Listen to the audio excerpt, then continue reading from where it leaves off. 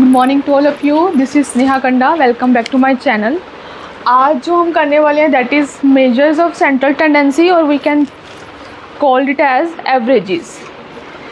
तो हम लोगों ने लास्ट टाइम जितना भी किया था सारा वो थ्योरी की थी। आज हम लोग थोड़ा सा कैलकुलेटिव पार्ट शुरू करेंगे, ठीक है।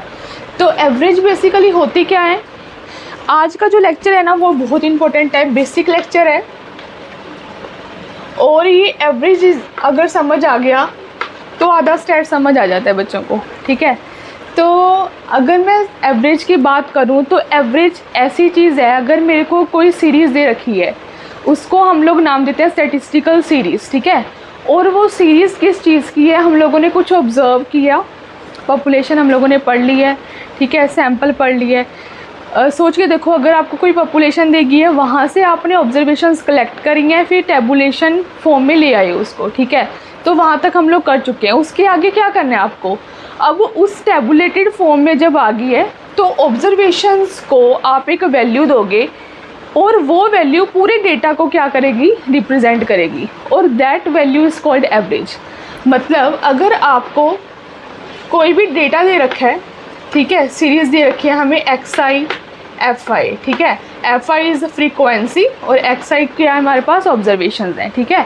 तो ऑब्जर्वेशन और फ्रीक्वेंसी दे रखी है, यहाँ पे आपकी जो ये ऑब्जर्वेशंस हैं इसको हम लोग बोलते हैं वेरिएबल। तो ये वेरी करता रहता है, ठीक है। और मेरी एक बात सुन लो बच्चे, अगर ये X जो ऑब्जर्वेशंस हैं वेरी ना करें तो स्टैट्स करते ही नहीं है हम लोग, ठीक है, पढ़ ही नहीं सकते। तो हमेशा याद रखना है, जब भी हम लोग किसी पॉपुलेशन पे काम करते हैं, जो भी ऑब्जर्वेशन कलेक्ट करते हैं वो हमेशा क्या होंगी, अलग होंगी, डिफरेंट होंगी। तभी हम लोग स्टैटिस्टिक्स का क्या करते हैं, स्टडी करते हैं, ठीक है। क्यों? क्योंकि स्टैटिस्टिक्स एक ऐसा सब्जेक्ट है जो वेरिएबिलिटी को ही चेक कर रहा है, ठीक है। अगर डेटा में वेरिएबिलिटी ही नहीं है तो वो चेक क्या करेगा, क्लियर। सो उसी की वजह से ऑब्जर्वेशंस हैं जो हमेशा वेरी करेंगी, डिफरेंट होंगी खुद से। तो अगर जो ऑब्जर्वेशंस हैं हमारी डिफरेंट हैं तो पूरे डेटा को एक वैल्यू, एक वेरिएबल की एक वैल्यू ऐसे देंगे जो इस पूरे डेटा को क्या करेगी, रिप्रेजेंट करेगी, ठीक है। अगर मैं आपको कहूँ कि हमारी जो क्लास है उसकी एवरेज मार्क्स कितने हैं, ठीक है, आपकी जो भी आप क्लास में पढ़ते हो, जितने भी आप बच्चे हैं उन सारों के मार्क्स कलेक्ट करोगे। आफ्टर दैट आप उनकी परसेंटेज निकालोगे, ठीक है। परसेंटेज निकाल के अगर मैं कहूँ कि 70 है, 60 है, 40 है, 30, फिर 40, ठीक है, ये हमारे पास कुछ 5 बच्चे हैं, उनके ये परसेंटेज आई है, ठीक है। तो आप एक बच्चे को कंसीडर करके कभी भी एक क्लास के बारे में बता नहीं सकते हो, ठीक है। तो वो क्या करते हैं, पूरी क्लास की क्या ले लेते हैं, एवरेज ले लेते हैं। तो एवरेज जब आप निकालोगे, आपको पता है क्या करते हैं हम लोग, इन सब का टोटल करोगे और जितने नंबर ऑफ ये डिवाइड कर दोगे उस नंबर से, ठीक है। तो you will get what, average marks आपको मिल जाएंगे। तो इन एवरेज मार्क्स से अगर मैं बोलूँ कि ये 60% आए हैं हमारे पास या 65 आए हैं, तो उस जो आपकी एवरेज आई है ये वैल्यू आप पूरी एक क्लास को रिप्रेजेंट कर रही है, पूरी क्लास को ये वैल्यू क्या कर रही है, रिप्रेजेंट कर रही है। इसका मतलब ये है कि जो क्लास है वो एवरेज इतने मार्क्स स्कोर करती है, ठीक है। तो ना ही आप यहाँ से आप क्या कंक्लूड कर सकते हो कि ना ही ज़्यादा वो इंटेलिजेंट है, ठीक है, और ना ही ज़्यादा वो वीक क्लास है। तो वैसी ही एक ऐसी वैल्यू जो पूरे डेटा को रिप्रेजेंट करे, ठीक है, और वी कैन से पूरी डिस्ट्रीब्यूशन को रिप्रेजेंट करे, तब हम उसको बोलते हैं एवरेज, ठीक। सो हमारे पास बेसिकली स्टैटिस्टिक्स में 5 तरह की एवरेज होती हैं, ठीक है। तो first is mean, then median, फिर मॉड, हार्मोनिक मीन एंड जो है नेक्स्ट इज़ ज्योमेट्रिक मीन। तो मैं आप लोगों को बता दूं, ये mean, median, mod is basically the statistical averages. और जो हार्मोनिक एंड ज्योमेट्रिक मीन है ये मैथमेटिक्स में भी यूज़ करते हैं हम लोग, ठीक है। तो इनका यूज़ स्टैट्स में थोड़ा कम है, आगे जाके आता है यूज़, पर इतना नहीं कर सकते जितना इनका यूज़ करते हैं, ठीक। सो स्टार्ट करते हैं। अगर मैं मीन की बात करूँ, सबसे पहले मीन ही डिस्कस करते हैं। फर्स्ट एवरेज है जो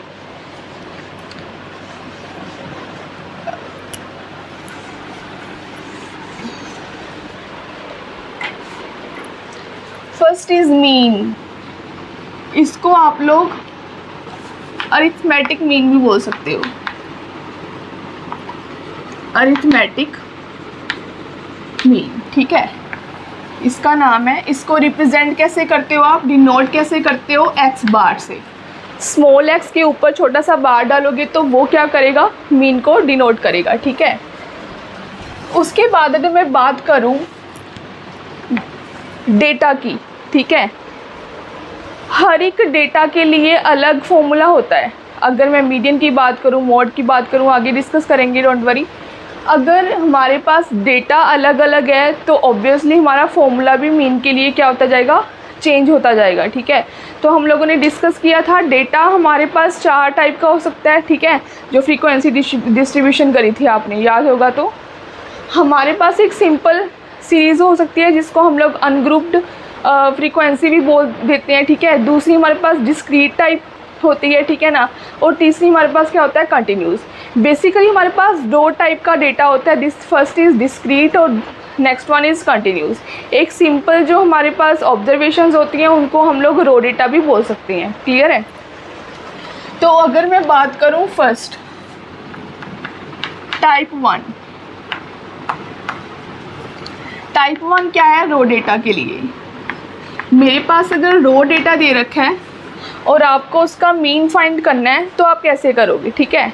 हमेशा मीन को रिप्रेजेंट एक्स बार से ही करोगे, ठीक है। उसका फॉर्मूला क्या होगा आपके पास, समीशन में नीचे लिख देती हूँ आराम से, summation i goes to 1 to n xi divided by small n। ये हमारे पास मीन का क्या होता है, फॉर्मूला होता है, ठीक है। और ये स्मॉल n मतलब टोटल नंबर ऑफ ऑब्जर्वेशंस, ठीक है। और ये xi क्या है, sum of observation, xi are observations, this is a summation. मैंने क्यों डाली है, इनका सबका क्या करना है, आपको टोटल करना है, ठीक है। तो आप उसको उसके ही नंबर से क्या कर दोगे, डिवाइड कर दोगे। अगर मैं आपको एग्जांपल दूँ इसमें,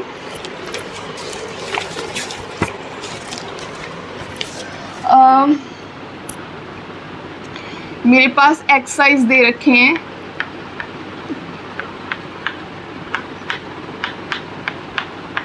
ठीक है। ये मेरे को दिया हुआ है, ऑब्जर्वेशंस रो डेटा दे रखा है। सबसे पहले मैंने इसको क्या करना है, क्या क्या चाहिए, सम ऑफ एक्सआई, मतलब इन सब का टोटल, तो क्या बनेगा 20, ठीक है। तो मेरे पास है कितनी, ये 1 2 3 4 5 6, n इज़ व्हाट 6, क्लियर है। तो x बार मेरे पास क्या आ जाएगा 20/6, आप इसको कैलकुलेट कर लेना, you will get the answer, ठीक है। तो ये हमारे पास क्या आ जाएगा, मीन आ जाएगा। This is for the raw data only, raw series है। अगर हमारे पास सिर्फ एक्सरसाइज दे रखे हैं तो आपका ये वाला फॉर्मूला रहेगा, ठीक है। नेक्स्ट अगर मैं बात करूँ डिस्क्रीट टाइप डेटा की, डिस्क्रीट टाइप का डेटा है तो वहाँ आप क्या करोगे, डिस्क्रीट टाइप का डेटा कुछ इस तरह होता है आपका, एक्सरसाइज दे रखी है आपको, एफआईज दे रखी है, ठीक है। X i's are the observations, f i's are the frequencies, ठीक है। एक बात और नोट कर लो बच्चे, एक होता है हमारे पास डिस्ट्रीब्यूशन, ठीक है, इसको बोलते हैं फ्रीक्वेंसी डिस्ट्रीब्यूशन, ठीक है। तो जब आपको फ्रीक्वेंसी डिस्ट्रीब्यूशन बोला जाए इसका मतलब ये होता है कि आपके पास एक्सरसाइज हैं और एफआईज हैं, ये दोनों 2 सीरीज़ दे रखी हैं आपको, एक एक्सआई की सीरीज़ दे रखी है, एक एफआई की सीरीज़ दे रखी है, ठीक है। एफआई अकेला दे रखा हो तो उसका मतलब होता है फ्रीक्वेंसी, अगर एक्सआई अकेला दे रखा हो तो उसका मतलब होता है ऑब्जर्वेशंस। इकट्ठे दे रखे हैं आपको तो उसका मतलब क्या है, आपको फ्रीक्वेंसी डिस्ट्रीब्यूशन दे रखी है, ठीक है। तो ये क्लियर होनी चाहिए छोटी छोटी बातें आपको। तो अगर आपको कहा जाए फ्रीक्वेंसी डिस्ट्रीब्यूशन दे रखी है या डिस्ट्रीब्यूशन अकेला वर्ड भी यूज़ कर सकते हैं, तो इसका मतलब ये आपको XI and FI both they रखे हैं, ठीक है। तो अगर हमारे पास एक्सआई एंड एफआई हैं,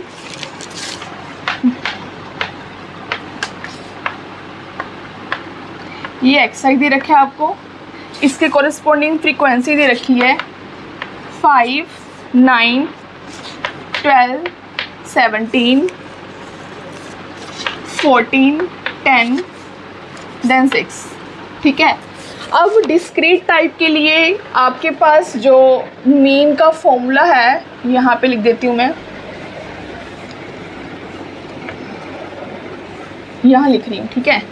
एक्स बार से रिप्रेजेंट करोगे is equals to summation i goes to 1 to n f i into x i divided by summation i goes to 1 to n f i, ठीक है। और आपको पता है ये फ्रीक्वेंसी का टोटल क्या होता है हमारे पास, कैपिटल N। सो मैं इसको ऐसे भी लिख सकती हूँ, summation i goes to 1 to n f i into x i divided by capital N, क्योंकि कैपिटल N की वैल्यू क्या होती है, समीशन ऑफ फ्रीक्वेंसी, मतलब टोटल फ्रीक्वेंसी का क्या होता है हमारे पास, N होता है। सो बेसिकली आप फॉर्मूला आपको याद रखना है, फॉर्मूला में जो जो चीज़ें चाहिए बस आपको वो कैलकुलेट करनी है, ठीक है। तो अब देखो, आपको एक कैपिटल N चाहिए, कैपिटल N का मतलब है total of frequency. So frequency का टोटल करोगे तो यू विल गेट व्हाट, 73, करके देख लेना आप लोग, ठीक है। तो 73 आपके पास N आ गया। अब आपको क्या चाहिए, एफ आई इंटू एक्स आई, मतलब फ्रीक्वेंसी को ऑब्जर्वेशन से हर एक कॉरेस्पॉन्डिंग ऑब्जर्वेशन से मल्टीप्लाई करके उसका सम चाहिए, ठीक है। तो ये मेरे पास एफ आई है, ये मेरे पास एक्स आई है, तो मैं एक और कॉलम बना लूँ एफ आई इंटू एक्स आई का, ठीक है। कुछ नहीं करना, this into this, this into this, ये सारा करके आपको इसका क्या करना है, टोटल करना है, ठीक है। यू विल गेट व्हाट, ये वाली टर्म। तो यहाँ पे करें हम लोग 5 1 5, 18, 36, 68,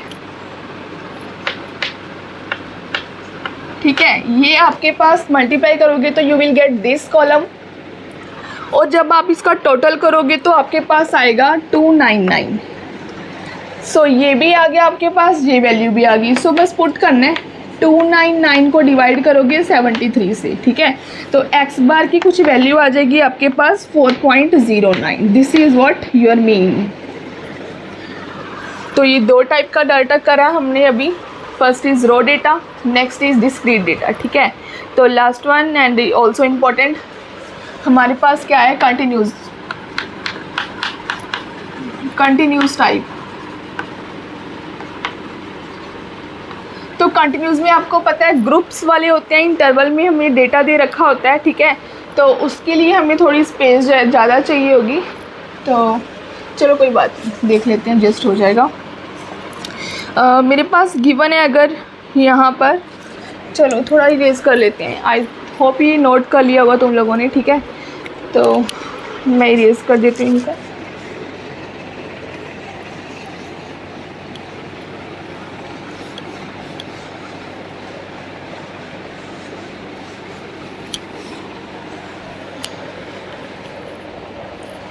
एक्स बार टाइप 3 है ये, कंटिन्यूस टाइप, ठीक है।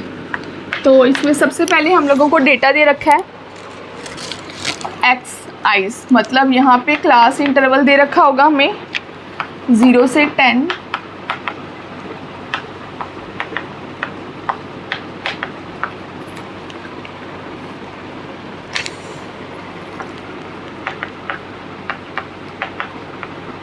ठीक है। उसके कॉरेस्पॉन्डिंग फ्रीक्वेंसी दे दी हुई है हमें,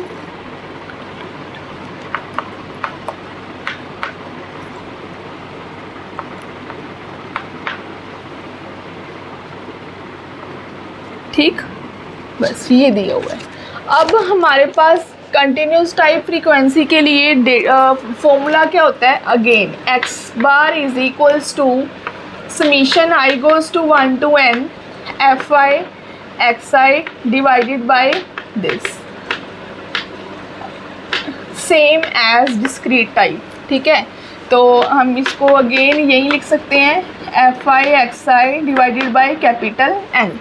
अब आप लोग कहोगे कि एक्साइज तो है नहीं इसमें, तो मैंने आपको बताया था मिड वैल्यूज़ आप फाइंड करोगे, जिसको हम लोग x बोलते हैं, ठीक है। Mid values you have to find.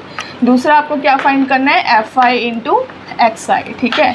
तो मिड वैल्यूज़ फाइंड करने के लिए क्या करते हो upper limit plus lower limit, उसको डिवाइड करोगे 2 से, ठीक है।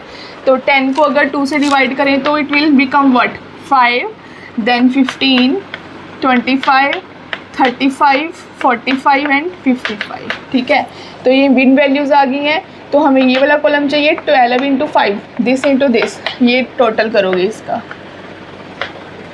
ये रहा मेरे पास, ठीक है। 12 5 ज़ा 60, 18 इंटू 5 यू विल गेट 270, ठीक है। फिर 675, 700, 765, 330, ठीक है। ये हमारे पास कॉलम आ गया FI XI का। अब हमें इसका क्या चाहिए, सम चाहिए।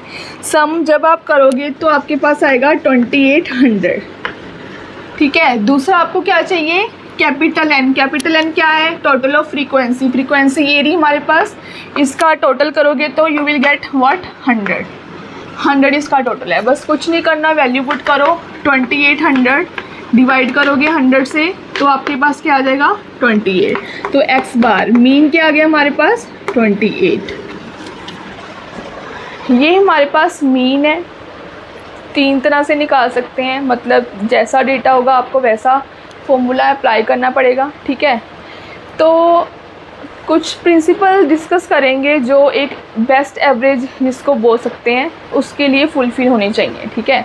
मतलब अगर हमारे पास 5 एवरेजेस हैं, है ना, हमने करा भी, तो उसमें से कौन सी एवरेज को बेस्ट मानेंगे, उसके लिए कुछ रूल्स होते हैं हमारे पास, वो रूल्स करेंगे पहले, ठीक है। तो फिर उसके बाद आगे बढ़ते हैं, ठीक है।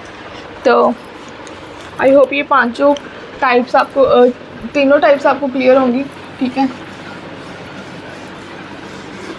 तो रूल्स तुम लोग भी लिख लो, काम आएंगे बाद में।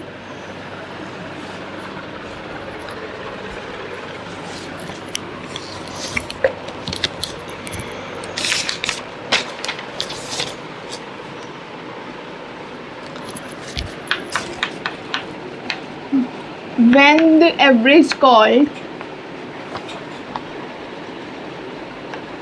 the best average,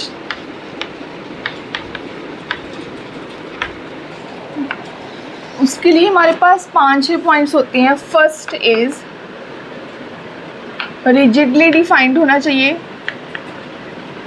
rigidly defined का मतलब ये है कि आपके पास अगर कोई डेटा दिया हुआ है, ठीक है, तो उसका अगर आप मीन फाइंड कर रहे हो तो उसका मीन एक ही आना चाहिए। रिजिडली डिफाइंड का मतलब उसकी वैल्यू एक ही आनी चाहिए। ये नहीं कि पहली बार आप डेटा लिख रहे हो, उसका मीन निकाल रहे हो, ठीक है, पहली बार कोई और आ गया, नेक्स्ट टाइम कोई और आ गया। नो, ये गलत होगा। जाकर मैं बोलूँ कि 5 स्टूडेंट्स हैं, ठीक है, एक ही क्लास के ऊपर वो देख रहे हैं क्लास का क्या एवरेज स्कोर है, तो अगर 5 बच्चे कर रहे हैं तो उनका सेम आना चाहिए, डिफरेंट नहीं आना चाहिए। तो मीन मीडियन चाहे पांचों जो भी हैं उसके लिए क्या है, रिजिडली डिफाइंड होने चाहिए वो, ठीक है। मतलब एक ही वैल्यू आनी चाहिए, अलग अलग मीन नहीं आ सकता एक ही डेटा का। नेक्स्ट है हमारे पास बेस्ड ऑन ऑल ऑब्जर्वेशंस। इसका मतलब ये है कि आप अगर कोई एवरेज कैलकुलेट कर रहे हो तो आपकी हर एक ऑब्जर्वेशन उसमें क्या होनी चाहिए, इन्वॉल्व होनी चाहिए, ठीक है। अगर वहीं मैं बात करूं क्लास की, ठीक है, तो क्लास का एवरेज स्कोर निकाले तो ये नहीं आप उनमें से 2-3 स्टूडेंट्स छोड़ दोगे, तो वो आपका क्या हो जाएगा, गलत हो जाएगा, ठीक है। तो थर्ड अगर मैं बात करूं, ईजी टू कैलकुलेट होना चाहिए। ईजी टू कैलकुलेट का मतलब ये है कि आपका जब कैलकुलेशन करोगे तो वहाँ पे आपको कोई प्रॉब्लम नहीं आनी चाहिए निकालते हुए, ठीक है। तो fourth is suitable for further mathematical calculations. इसका मतलब ये है कि अगर आपने मीन निकाल लिया और उसके आगे भी आपको कुछ करना है, मीन निकाल के अभी बहुत कुछ करेंगे, ठीक है, ये बेसिक है। मीन निकाल के आफ्टर दैट हम लोग जब नेक्स्ट कैलकुलेशन करते हैं या फिर कोई भी एवरेज निकाल के फिर जब नेक्स्ट कुछ कैलकुलेट करना है आपने, तो डिसीज़न लेने के टाइम आपको पता होना चाहिए कि आपका जो मीन आपने या फिर कोई भी एवरेज आपने फाइंड की है वो सही है, ठीक है, ताकि आप उसको दोबारा यूज़ कहीं पे कर सको, ठीक। सो फिफ्थ इज़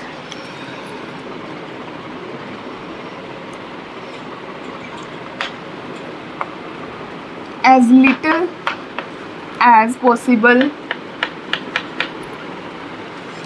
या फिर लिख सकते हैं हम लोग affected by fluctuation of sampling।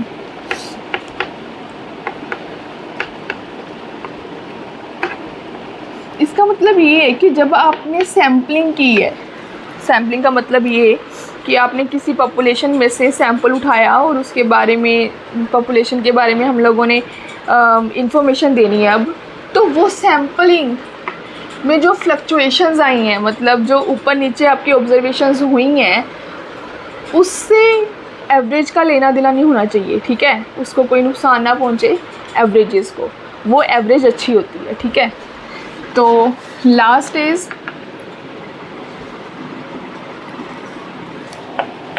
should not be affected by